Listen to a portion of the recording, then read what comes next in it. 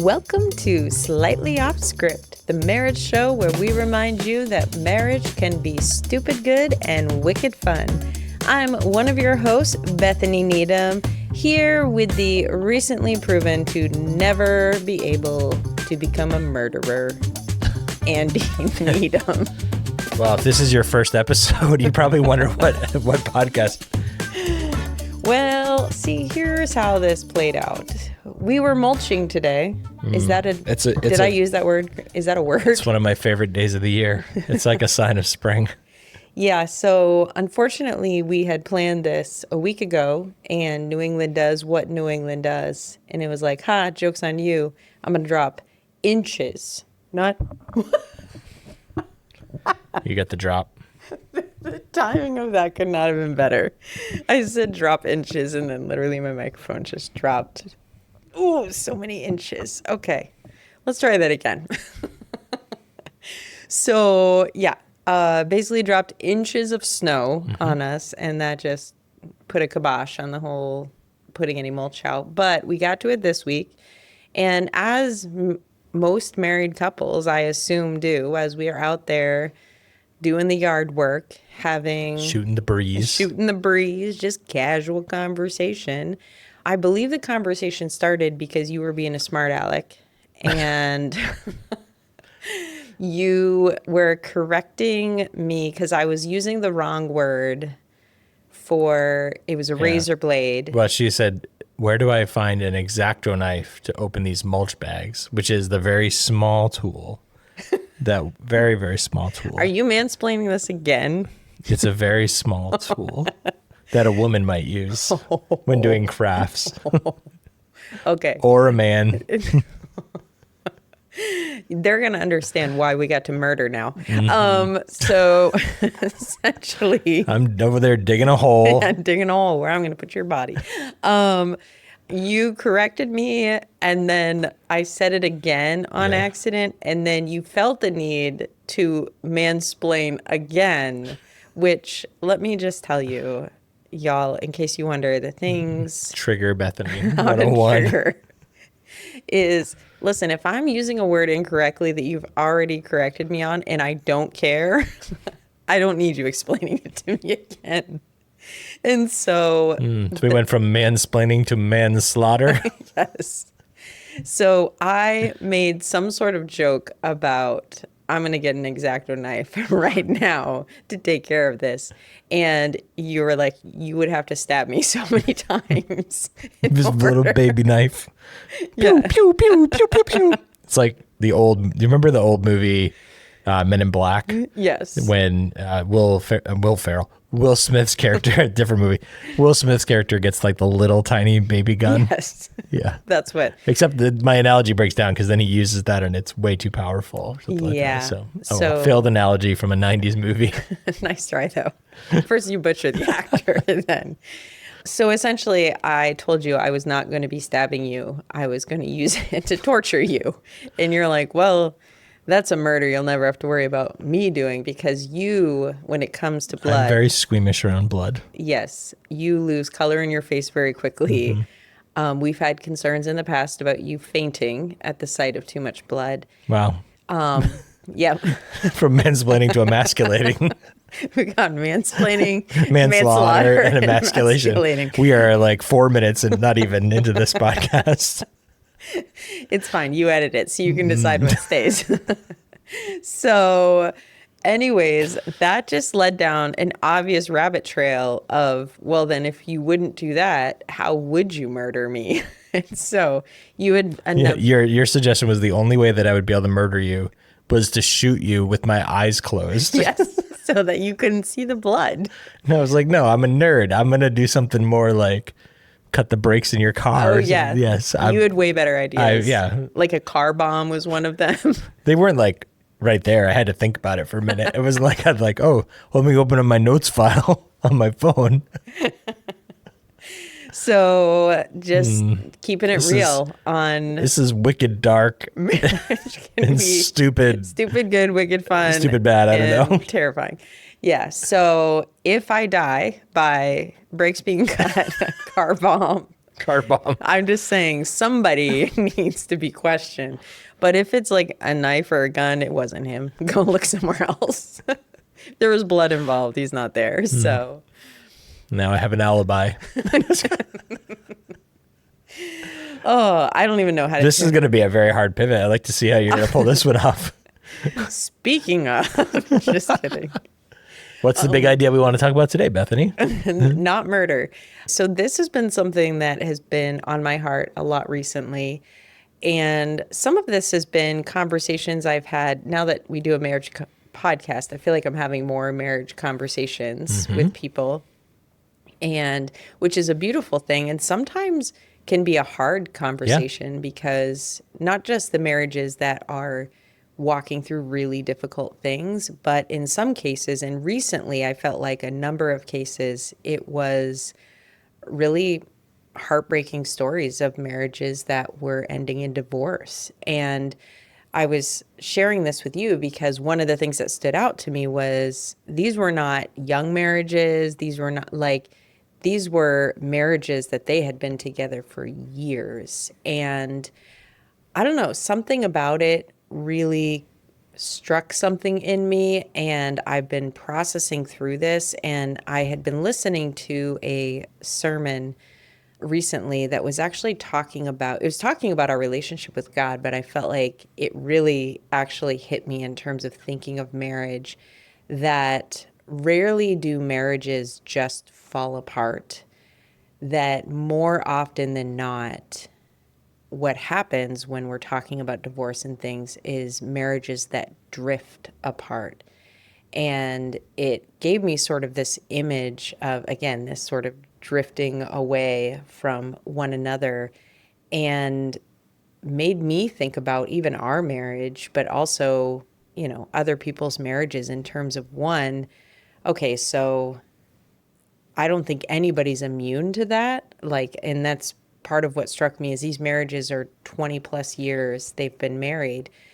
And it wasn't like a major thing that blew it up. It was how long had they been drifting, and just the, you know, again, a drift is the sort of picture of not an active thing. They're just sort of fading apart before the marriage ended. And then how do we in our own marriage be aware that drifting can happen? It can happen whether you're 2 years into marriage, 5 years into marriage, 10 years, 80 years into marriage. Like, I think of that old hymn, prone to wander, Lord, I feel it. Like, we are. If it's 80 years into marriage, it'll be a very slow drift.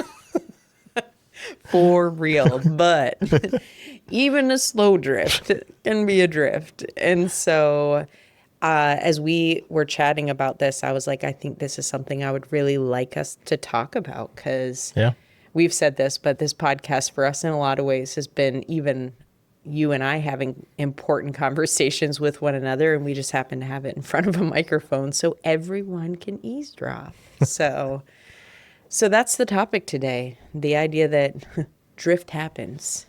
We'll go with that title. I like it. Drift happens. Yeah, the passage that the sermon that you heard was based on, I just want to read it. This is from the book of Hebrews, and it's chapter 2 and verse 1. And it says, "Therefore, we must pay much closer attention to what we have heard, lest we drift away from it." And again, the sermon did a good job of the context of this is our faith. But I think that the principle of our human relationship and the covenant of marriage has a very, obviously Scripture even talks about the, loving your wife as Christ loved the church. And so there is a definite parallel there that we could see. Absolutely. Yeah. And I want to also just say out the gate that one of the things is drifting is actually normal. It's a very, just a natural, unsurprising, however you want to describe it, like it's part of life. And so first acknowledging that, and then what we're going to talk about today is, what are some of the causes of that, and how can we watch for it? And then maybe what are some of the things that we can do if we have found ourselves, maybe someone's listening today and this conversation will sort of alert them to, oh, you know what? I didn't even realize, but I've, in my marriage or whatever, maybe it's another relationship, like there's been some really significant drifting.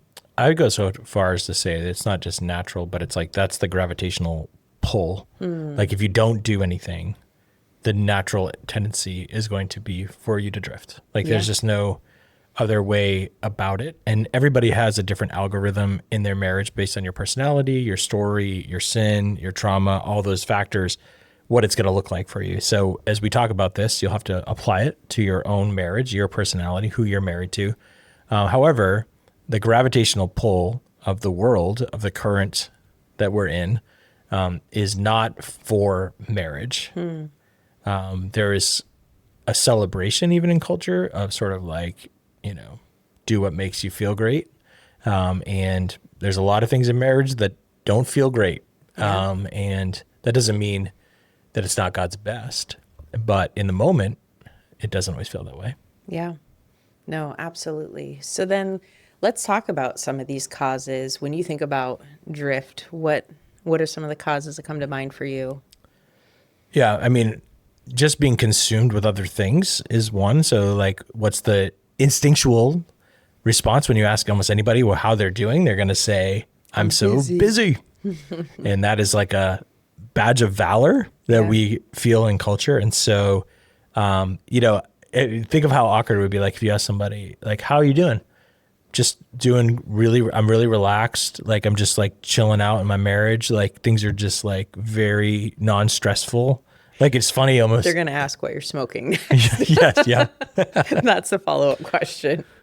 There's a lot of pressure. There's like one side is sort of the hustle culture. Like, we need to affirm ourselves by being busy. And then there's just the demands of life. Like, how are we going to pay for everything if we don't work our tails off? And we have all these expectations that we have around us. And that ties into the next one, which is our children. They're both a gift from God, and they present a lot of inertia, a lot of energy, which is, parenting is such a beautiful high calling. And then, as we've talked before, there is a celebration in culture of what I call child-centered homes. And a child-centered home, rather than a Christ-centered home, will not produce a healthy marriage. That is like basically pulling up your anchor and putting your sails up. Yeah. And I don't know, like, the ratio of people that listen and who has kids and who doesn't. But the reality is you could sort of remove the word kids in that, and anything. For some people, it could be, as crazy as it sounds, like a pet-centered home. Like, some people are very much kind of crazy about being pet parents. Mm-hmm. It could be a career-centered, like we are all in, all about our careers, whatever, like just whatever that thing is that we're so invested in that takes that energy and time. And again, not bad things, but if it's something that is taking all of our time and energy to where in our marriage, where all we ever bring each other are leftovers and tiredness, or, sometimes the same thing with our relationship with God, but our marriage, like we have such a high view of covenant. Like we think like, oh, I'm saved. I will always be saved. I'm in a covenant marriage. I will always be married. And so we kind of are like, okay, that part of life is assured. So I'm going to put all my energy in. And if you audited your time and your energy, like even things like your pet, like, do you spend more time researching, stuff for your pet, care for your pet, walking your dog? These are not bad things, but walk your dogs, people. Yeah. Fenway's about to show up here and she's like, yes, please. Just a quick aside. I thought this was funny, maybe the wrong word. You probably don't think it's funny, but you posted this Instagram post this week of like things that like God's faithfulness. Yeah. And your first picture was a picture of Fenway and this like really sweet picture of the dog. And you have an old dog because somebody commented, I thought Fenway died. I know. Oh man, poor Fens. Oh my goodness. She's like, I'm not dead yet. I'm not dead yet. That is telling of her age, though. Yeah, She's been around a while. I was like, once the person said it, I was like, I looked back at your post, I was like, I can kind of, they weren't crazy for thinking that. So anyway, yes. That was it's a rabbit trail. That's so sad.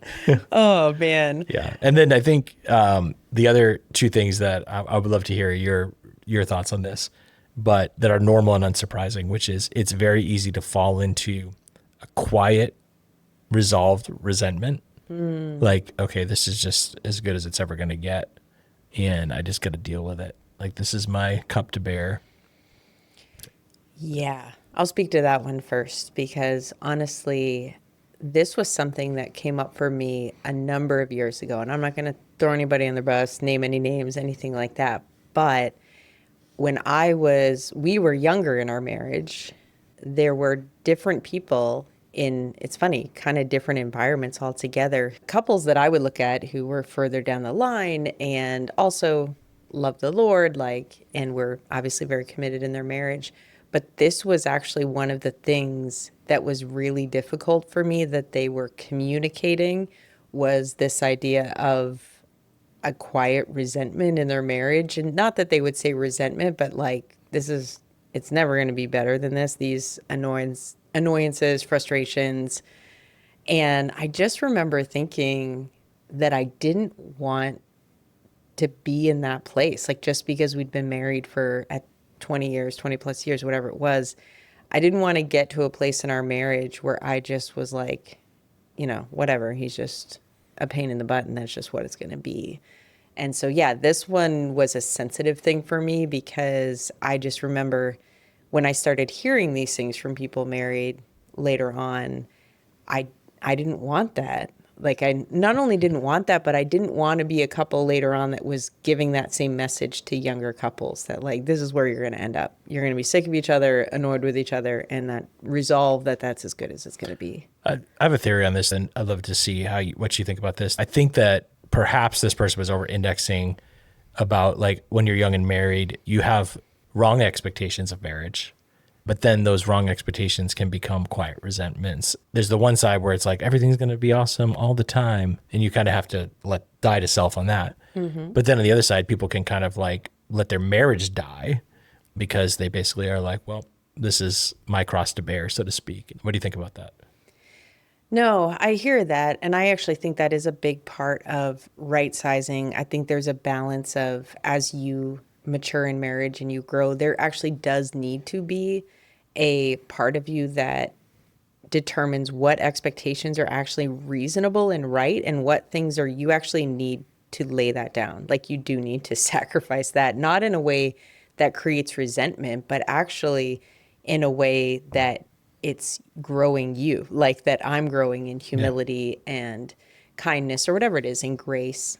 And that's a big, I think that's I guess, person to person, day by day journey of discerning that with the Lord, letting God do that work in your heart. But then the other side is if there are those things that you're like, I actually think this is something that we need to be intentional and to work on. It's not an unreasonable expectation.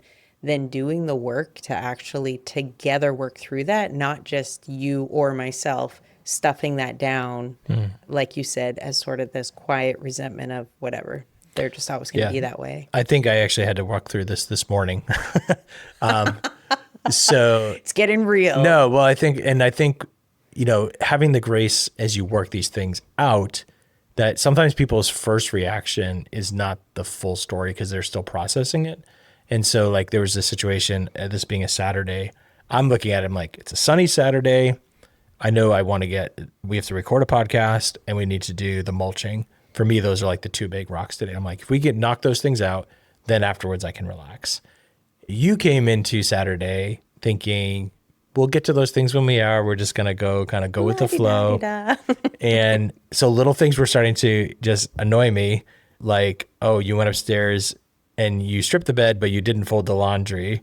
And I communicated to you my frustration. I didn't really even know necessarily what I was fully feeling. I just knew I feel, and I wasn't even this articulate, but I kind of said, like I feel this resentment. That would have been a better way to say it than what I said. And you were patient enough with me to kind of like, first of all, kind of let that land, give me some space. And then we kind of like, you had a lot of just insight to kind of walk through that a little bit. Yeah, I appreciate that you think I had insight. I think for me, it was, I had a choice to make in that moment because I was in sort of my own la-di-da-da-da, which my wiring, my expectation was different. And we were coming into a day where we were coming into this day together. And so. And it's your one day off. Yeah. But I'm not a single person on my day off, which I think I said. I was like, listen, here's the reality from my observation. If you were not here today, I have one way that this day would go, which would be, my personality. And honestly, probably never would have got the mulching done. Let's be real. I would have run out of time because I just go through like, oh, I'll go to the gym and then I'll do this. And it's probably also my ADHD. But, and in that moment, recognizing you have this day, because honestly, you're a much better manager of time where you're like, okay, these are the things we have to get done. If we're going to get them done, better to do them in this order. And I think just talking out like, hey, we both had different expectations. They're not meshing right now. It's creating frustration. And I acknowledged like, ideally, like if it was just me, I'd be doing this, but it's not just me. And I need to be real. Like this is us today. And so, yeah, I was like, I can sacrifice XYZ in my day. It's not a big deal. And it really wasn't. It would not have been good for me to say that if I was saying it to then be resentful about it. No, we'll just switch. Instead of me being resentful, why don't you? Yeah. And so I said as much. I was like, listen, I can shift and I'm really not going to be upset about it. And then we'll figure it out as the day goes. And I feel like there was a shift in that. So. Yeah. Well, I know that you love the gym. So thank you for sacrificing that. I also know that is not usually an efficient time of your day from the way I look at life, but so it's all right. Yeah. And that, again, this comes back to those little quiet resentments, like you said, sometimes it's just having the honest conversations and being like, you got to put that stuff on the table, not just stuff it down. And I could have also gone into pouty mode and been like, fine, we'll do it your way. But never would you. All right. The last one we have on this one that's normal and unsurprising, but this is a big one, and we won't be able to unpack all this too, but unhealed wounds is something. And one thing I'll say, like, I've been very proud of you. This last year, you did some intensive therapy around a lot of things that are, they impact our marriage, but it wasn't, the dominant part of the work was about other experience, some of them from your childhood, some of them from more recent years. And, but that work is such an important thing to do because those unhealed wounds, they don't go away. Yeah. Yeah. And honestly, the work I was doing brought up things that I didn't necessarily know the root of them. Yeah.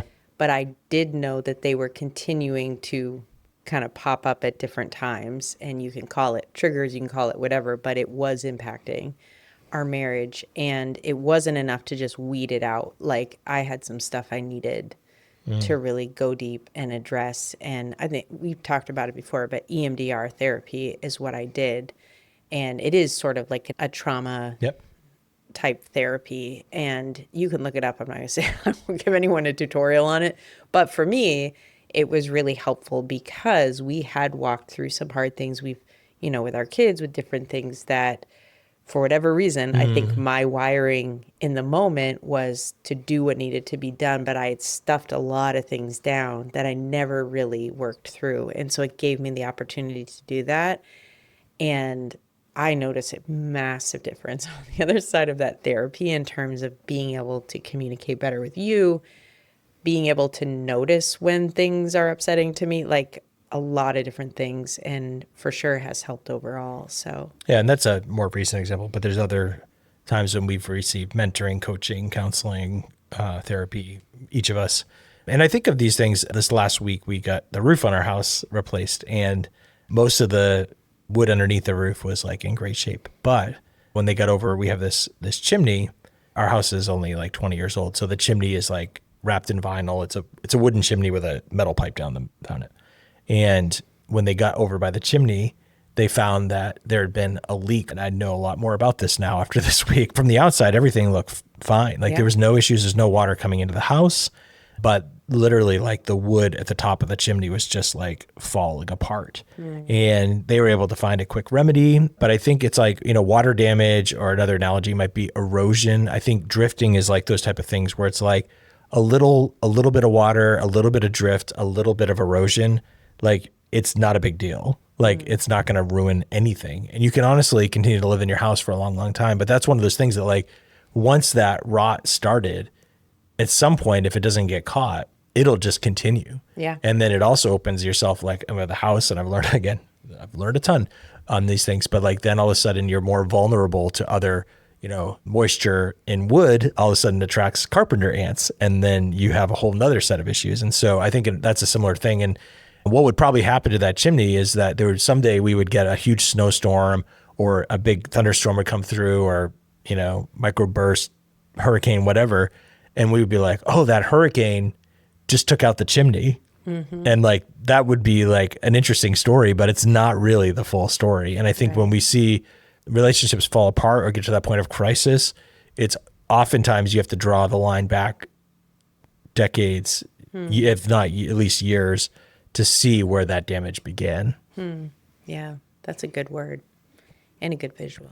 Good. You like a good visual, I don't do you? love a good visual. All right, we're going to switch analogies now. We've been using sort of boat and house analogies. Yep. And now we're going to go, this is going to be like planes, trains, and automobiles, but we're going to go with automobiles. Yes. And we're going to use the idea of a dashboard. And when you have that dash light come on, it's an indicator that something is wrong with your vehicle. This is one of my favorite analogies because I think of it all the time, not just in terms of marriage, but life in general, is this idea of thinking of these maybe warning signs or things that come up that are dash lights themselves don't always tell the whole story, but they do tell you that something needs attention. And so when we were discussing this, I was like, I feel like in marriage, that's one of those things is being able to in some ways learn, because for me, I'm this way. You get a new car and the first time a light comes on, you have to like reach for the booklet if it's not an obvious one and you're flipping through like, what does that light even mean? Just go to YouTube, basically. That's today's world.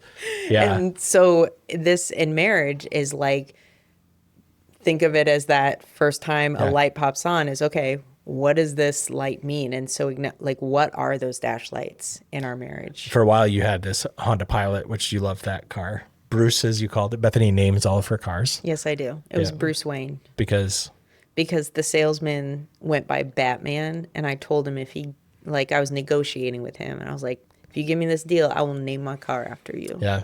But I this is not exclusive to that vehicle, but I remember this specifically about that car was that there was a check engine light that would come on.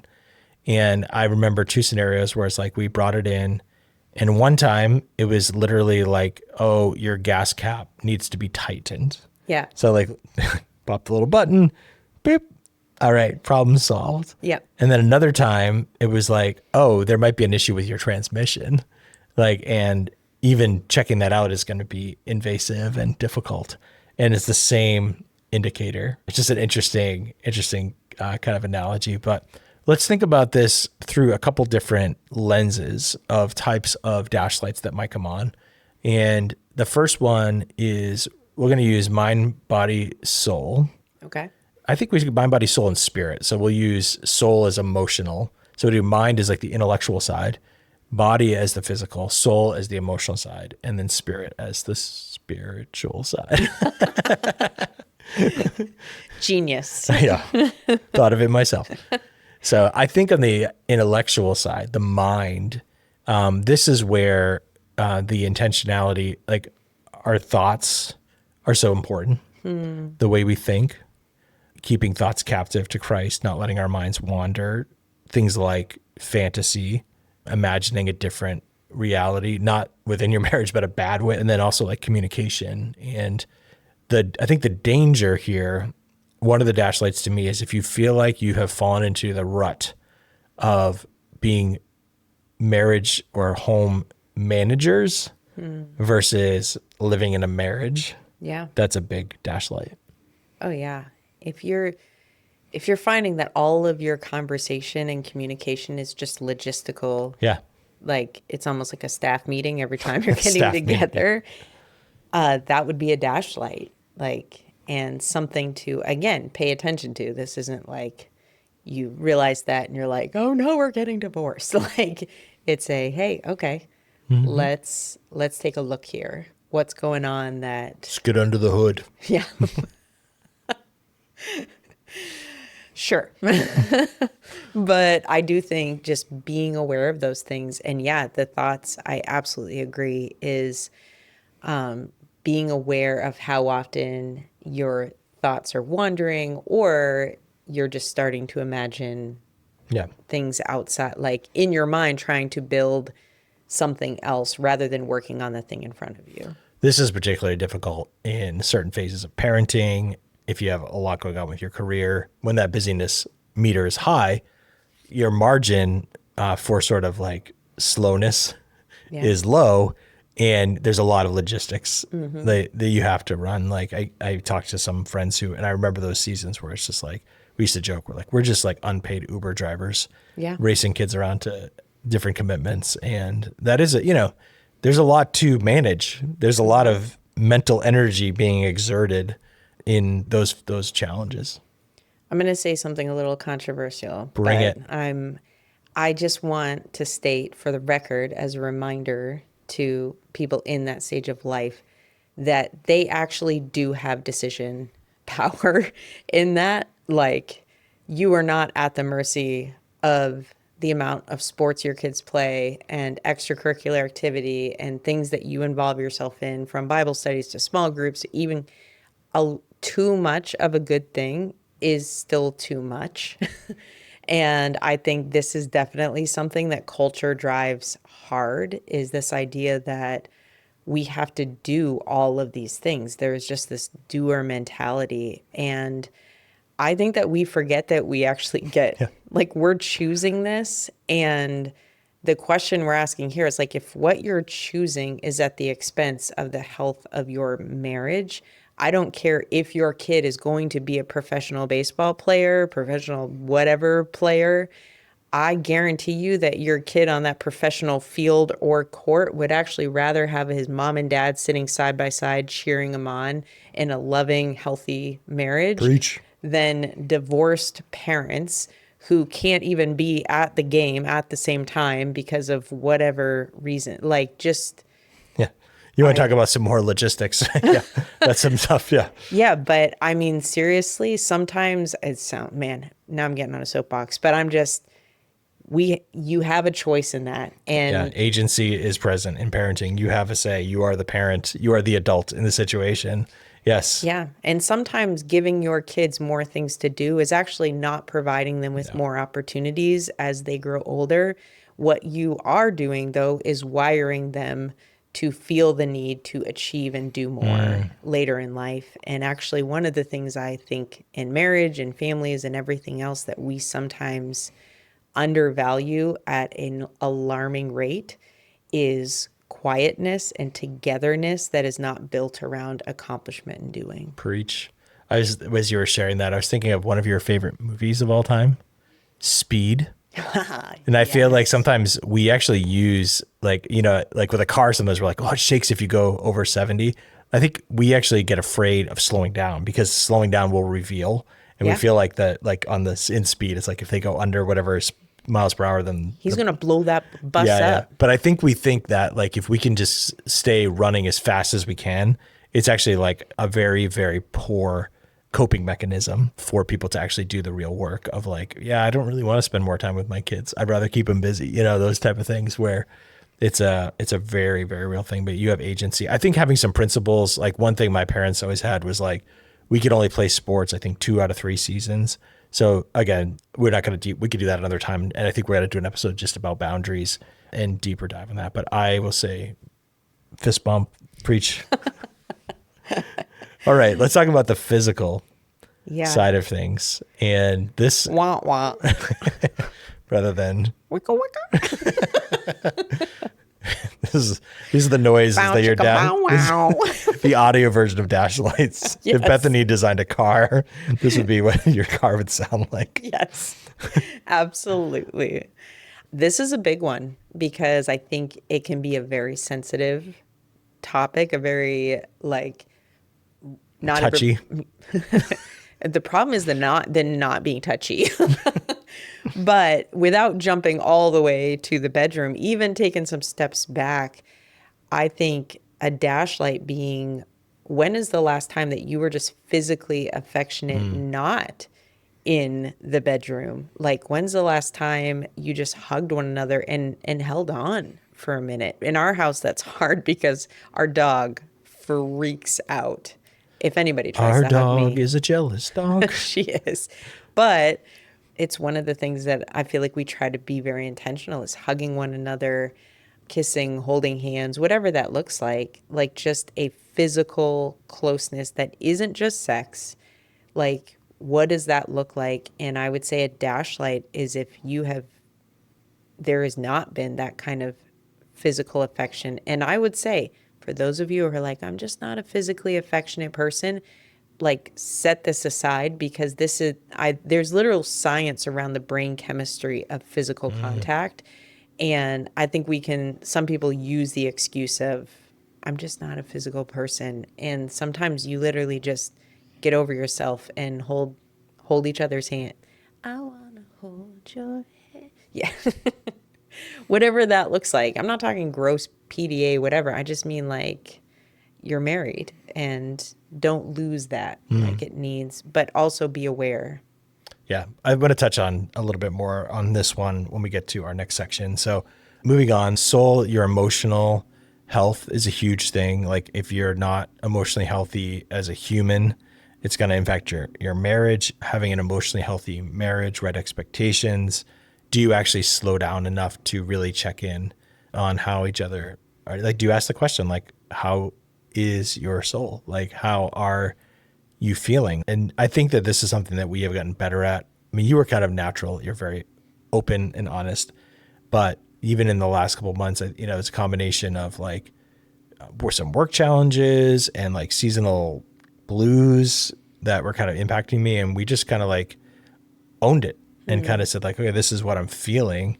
I don't feel like I'm in a pit, but I do feel like I'm drifting, I Yeah. feel like a little bit of that just emotional drift and not necessarily away from you, but that can be a place of vulnerability. And if it's not vocalized and understood, and if it becomes a pattern versus a season, that's a huge place of vulnerability where the introduction of somebody else's affection, attention, affirmation, that is a place where marriages can fall into infidelity very easily. Yeah. Even if and it was interesting. We were talking about this.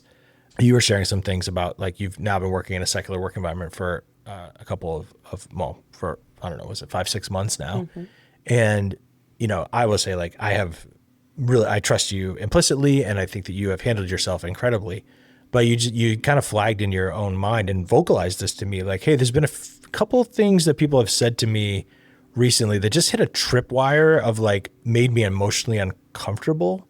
And as we were talking about it, I'm like, this is the space, like when you can recognize that and the dash light goes on, that is like really guarding yourself from what could, those are the things that start and then it becomes normalized and then it takes the next step, and then a next step and next step. And then, it could be 3 years from now, you find yourself in a deep end of a pool drowning and it's only because you got really comfortable being in the shallow end. And I would say the dash light, one of the things to watch for this is, are you with one another being open and honest about how you're feeling, what's going on, and to be aware of, are those conversations all happening outside your marriage? And that's not just with opposite gender. That's if you're only, like as a wife, if you're only talking to girlfriends about how you're really feeling, that either you don't feel safe talking to your husband about it, you feel like not comfortable, whatever the reason, that would be a dash light. Like you need to be able to be open and honest about these things in a safe space that, like, us talking about our emotions is essentially you both have to sort of put down your fix-it tools, because that can be one of the things that, like, hey, this isn't about fixing our emotions. This is just about being open and honest about when we're not doing well, when we're struggling, when we're having a hard time, whatever it is, that you're the person that I'm talking to first and foremost. Not that I can't talk to my other friends, but you need to be in the know before That's other really good. people. Yeah. So The last one is your spiritual health. And again, we could do a full episode on this, but I want to honor the time that we're in here because we want to get to some diagnosis and repair things. But I would just say, and I think we do this actually kind of unintentionally, but I was just thinking about this, is like being willing to talk to each other about like, what is your perspective on God right now? Like, how are you interacting with him? How do you think about him? And then what do you think God thinks about you? And then how are you loving your neighbor? And I think that those things, because that's really the great commandment, right? Love the Lord your God, your heart with all your mind, soul, and strength. Love your neighbor as yourself. And we have a lot of conversations about like where we're at in terms of like, how are you thinking about God? Which A.W. Tozer said, how you think about God is the most important thing about you. So like, are you relating to God as like, is it distant? Is it near? Is it judgmental? Is it only grace and no truth? And then how do you think about yourself? Like, are you seeing yourself through the lens of God, through the gospel? And that, yes, you are a sinful human, but you are imago Dei, made in the image of God, loved by God unconditionally, fully and embraced. And that I always think like, what do you see when God, if you were to think of like God looking at you, how do you see that? And then the community part of it is also your neighbor and a relationship. Anything to add to that? No, you nailed it. Good. All right. Let's get to some like Yeah. hope and some. So when we say solutions, diagnosis and repair, we kind of have three categories: maintenance, guardrails, and 911. And so maintenance is the first category. So those are, one part is just your rhythms. Yep. Like, and we are always, we've talked about a lot, we're always recalibrating our rhythms based on the season that we're in and where we are.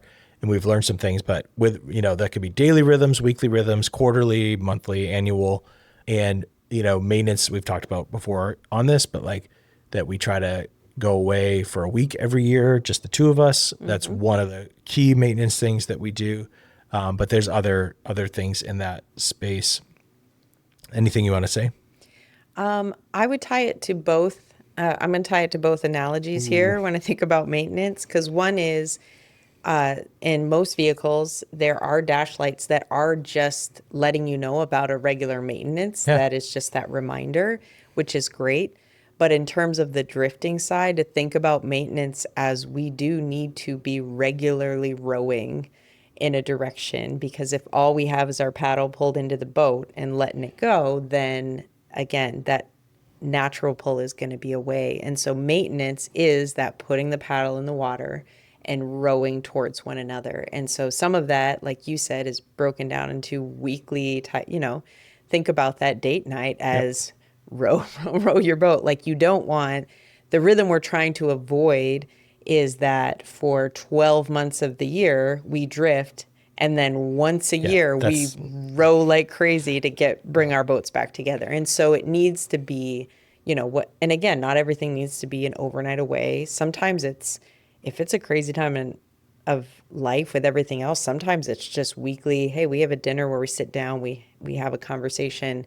But think, like, in terms of that visual, what does that look like for you to regularly put the paddle in the water and row towards one another? Yeah, I remember times when we would like feed our kids chicken nuggets, put them to bed, and then we would make a meal or something. An actual meal with vegetables. And a steak or something. Yeah. And then another thing on maintenance is something that we've done, which is like having times where you say, okay, for this season, we've had times where we're like, we want to be praying together every day. I know couples that do that every day for their whole life. Honestly, we don't pray together every single day. Maybe this is a good reminder, but I look at it as like, okay, that is one of those things that like we do that for a season, and we say, like, hey, for the next month or whatever it might be. Yeah. And that has also been true for us in terms of intimacy. And we have had times where we have said, we're literally going to sit down on Sunday and we're going to schedule out our intimacy.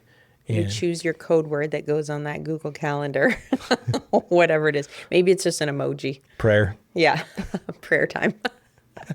Yeah. And I think oftentimes people get the wrong idea. Well, that just takes the romance and the spontaneity and everything out. And I mean, truthfully, it does take the spontaneity out of the thing you scheduled. But in terms of, I can attest to the fact that it does not take the romance out, and sometimes, again, this is not an all the time thing, but recognizing the season that you're in, what are the things that are pulling you apart?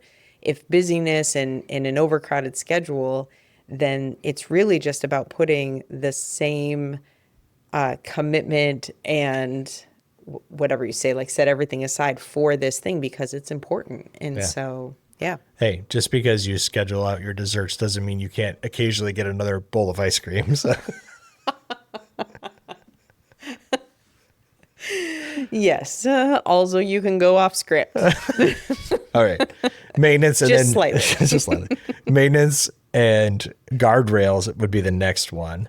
And a guardrail is a point of correction where like you are off course but hitting a guardrail is very different than going off a cliff. Yeah. And so like one of the things we've talked about often here is just a pattern of repentance and forgiveness and realizing that failure is a part of marriage. Like if you don't recognize that you will fail within your marriage, then you will have a failed marriage. And so that is just one thing. So being in a culture where there are no secrets, create your culture of openness. We've talked before.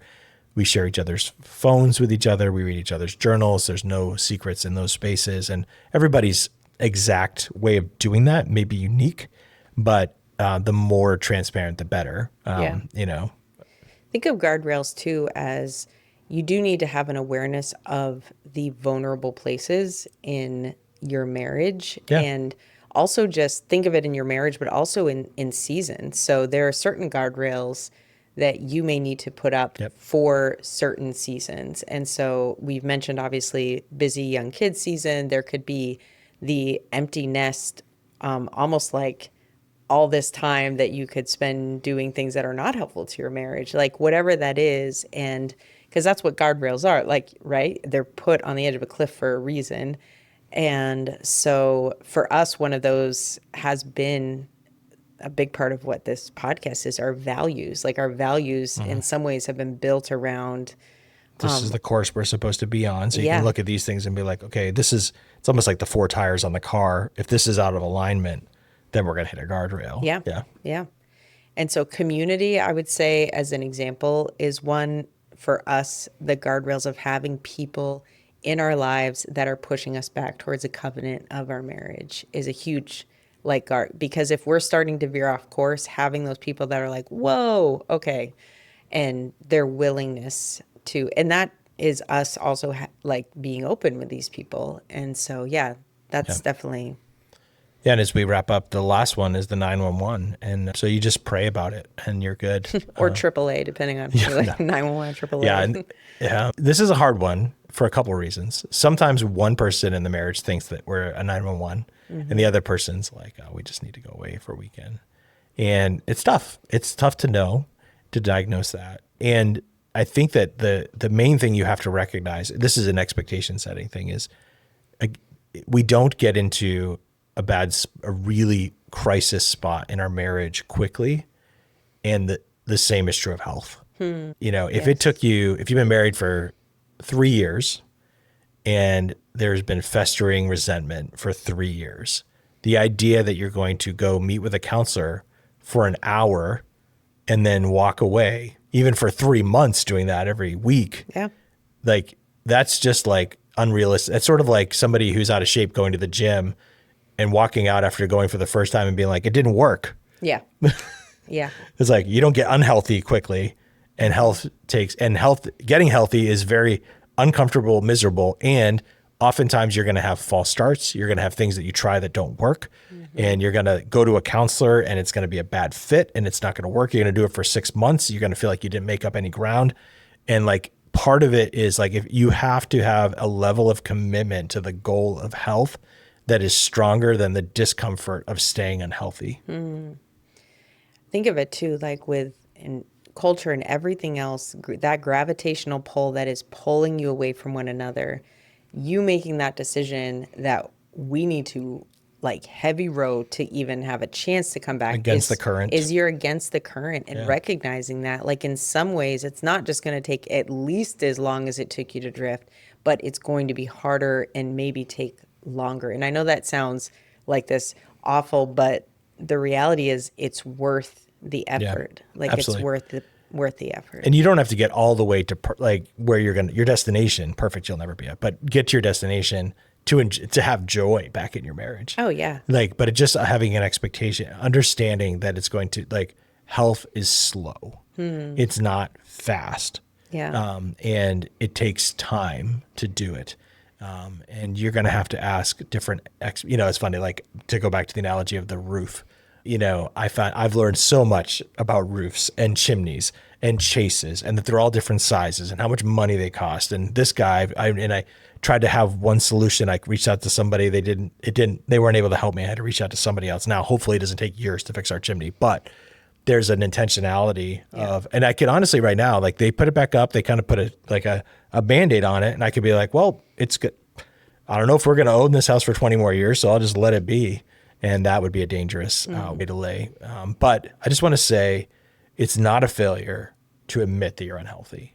That oftentimes is the starting point of health. And so I just want to encourage those. And I know that there's people that are probably listening to this that feel like we want to portray a very positive, optimistic reality that by God's design, marriage can be awesome. Yes. And yet, if you don't feel that today, we just want to say you're seen and you're heard, and there is hope. Yeah. And it's a slow grace, but it's a good grace.